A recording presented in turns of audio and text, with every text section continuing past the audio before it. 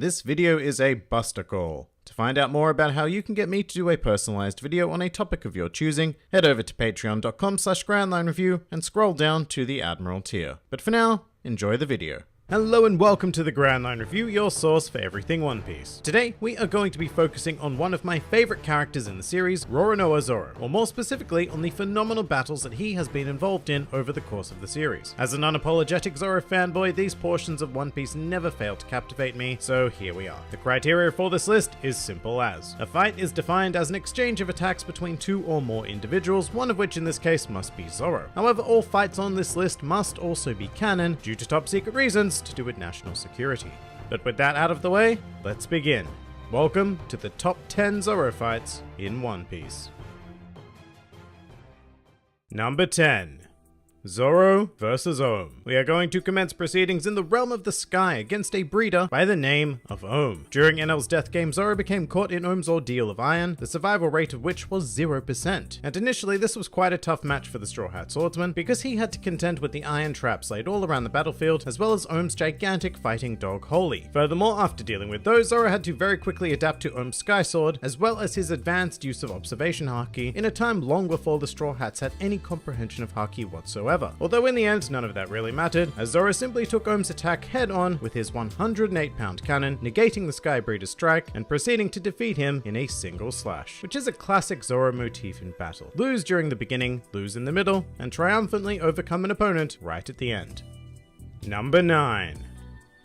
Zoro vs. Hachan. Here we have what I would call another type of very typical Zoro fight, whereby he enters the fray heavily wounded and at a statistical disadvantage. In this case, that statistic was the number of swords being used against him, which totaled 6, due to Hachan being a proponent of Rokutoryu. On top of that, Zoro also had the handicap of only possessing one sword and having to improvise by using the blades of Johnny and Yosaku. Despite that, this match belonged to Zoro from start to finish, putting his mastery of swordsmanship on full display, but more importantly than that, this conflict reaffirmed Zoro's commitment to becoming the world's greatest swordsman. Plus, this was the first time we got to see Zoro use a Tatsumaki attack, which to this day is one of my absolute favorite moves in the series. And finally, the fight is also very nicely framed by the general atmosphere of the Arlong arc, making Zoro's struggle and victory all the more meaningful. Number 8.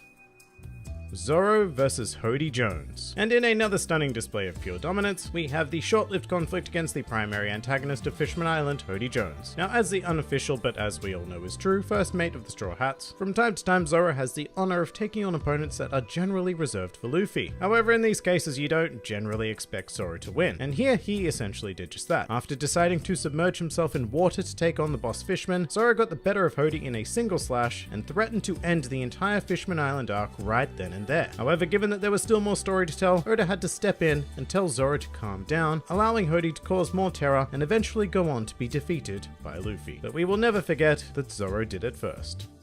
Number 7. Zoro vs. 100 Baroque Works agents. After many of the Straw Hats had been drawn in by a clever ruse on the island of Whiskey Peak, Zoro proceeded to initiate a Kill Bill-style takedown of 100 bounty hunters, including prominent Baroque Works members such as Miss Monday and Igaram. This was a very unique battle in the series because it's so rare that we see power displayed through sheer numbers. Usually this group of bounty hunters would be what we'd refer to as fodder villains, but in this case they caused Zoro a ton of trouble, and it was far from an easy victory for the swordsman. I mean, a comfortable victory perhaps, but not easy, and what also contributed to this was the fact that this was the first real test for Zoro's new swords at the time, Yubashiri and the Sandai Kitetsu, the latter of which Zoro discovered was a problem child. So it's like purposely putting yourself on a handicap. But that's precisely what makes this battle so entertaining. Seeing Zoro with perfect mastery defeating a bunch of bounty hunters wouldn't be any fun at all, but seeing him doing it whilst trying to maintain control of his own blades is just fascinating and really cool. Plus, this battle takes place at night, and I'm a huge fan of anything that happens in the evening because it really amps up the atmosphere. All in all, a brilliant Zoro fight. Number 6. Zoro vs. T-Bone. Speaking of fights that take place at night, here is another. Although this conflict against T-Bone has an added layer of time limit in order to add further excitement. You see, the ever-honorable T-Bone was standing on the tracks of the sea train in order to prevent the Straw Hats from proceeding to any slobby. And well, that's just not cool, T-Bone. Not cool at all. In response, the Straw Hats dispatched their resident demon to deal with him and clear the way, resulting in one of the fastest yet extraordinarily memorable fights in the series. It only consisted of a handful of actions, but with this sequence I would like to give huge props to the anime, who did this sequence a whole world of justice, taking the the utmost of care with every action performed and elevating it into a truly memorable Zoro fight. Number 5. Zoro vs Kaku. Stepping straight off the sea train and into Enies Lobby, we have the first example of a fight on this list that actually pushed Zoro to his limits. As a member of CP9 and as a proponent of Four Sword style, Kaku represented a very worthy opponent, demanding everything that Zoro had available to him at the time to overcome. For the most part, this fight is brilliantly choreographed, yes, even after Kaku turns into a giraffe, which is ridiculous because who would have thought that a giraffe swordsman would look so sleek? But what this conflict really highlights is that Zoro is at his best when he is met blow for blow and forced to innovate and evolve himself, which he did rather shockingly in this case, by growing 2 extra heads, 4 extra arms, and 6 extra swords. I still don't really know what to make of Ashura, but it certainly did cap off quite an amazing battle with pure demonic style. Number 4. Zoro vs Pika. In this unique contest, Zoro took on his largest opponent to date, not counting Oz I guess, but unlike a lot of Zoro action sequences, this focused a lot more on thought and strategy as opposed to power and endurance. I mean, Pika was never really a true threat to Zoro. In fact, he was more like a colony of insects, that no matter how many you spray, you simply cannot rid your home of them. This fight required Zoro to observe, analyze, and counter Pika's abilities, and he performed that role to perfection, eventually luring out the Stone Insect King and defeating him with quite a classic attack actually, 3,000 worlds. And that's almost the most satisfying part of this entire engagement. Despite having been shown in the series way back in the Baratie arc, 3,000 worlds had never been used to defeat an opponent before now, so it was fantastic to see it finally achieve its intended purpose in this brilliant bout. Number 3. Zoro vs Bartholomew Kuma. Here we have what is certainly the most unconventional fight on this list today, as Zoro took it upon himself to confront one of the 7 warlords of the sea in a desperate situation after the crew had been devastated by the aforementioned warlord's Ursa shock. And to put it simply, Kuma was not an opponent who Zoro had it in him to defeat at the time. However, that did not stop him from performing a superb Shishisonson that brought on the dramatic revelation that Kuma was in fact a cyborg. However, by far the greatest aspect of this engagement was when Kuma offered a change in terms by absorbing all of Luffy's pain and fatigue, and not only did this result in one of the finest Zoro moments of all time in regards to nothing happened, but it showed us as readers and watchers just how disgustingly durable the Straw Hat Swordsman is, pushing him to a limit that we had never seen before or since. Number 2.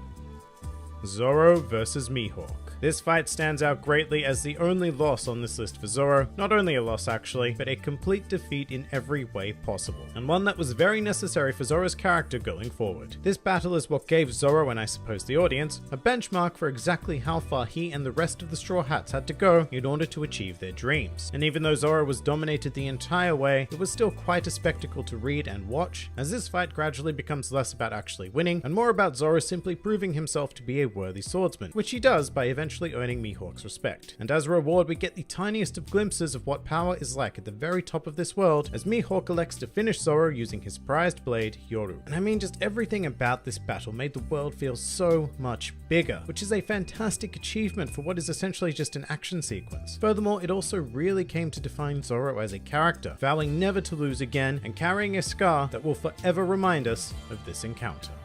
Number 1.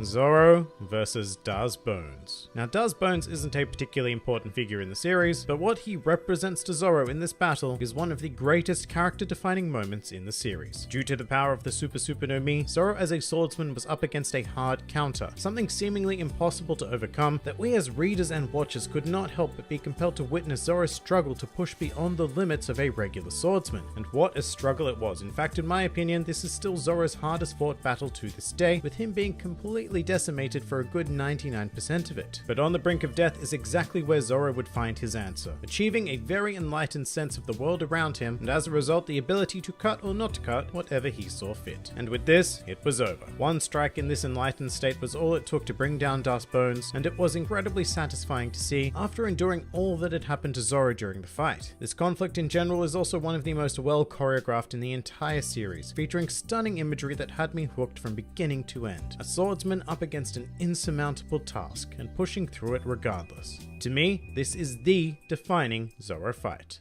But that pretty much does it for the top 10 best Zoro fights in the series. If you enjoyed this video and the content this channel produces in general, then please do consider donating to the Grand Line Review Patreon, because the support of all of you amazing people is what continues to make this channel possible. Also, I've recently launched a Teespring store if you're interested in shirts, hoodies, and other miscellaneous items, with proceeds going directly to support the channel as well. And if you'd like to join the fun at any time, then please do head over to my Discord server, where a wide array of shenaniganry takes place on a daily basis. And finally, please do comment with your own favorite Zoro fights. This has been the Grand Line Review, and I'll see you next time.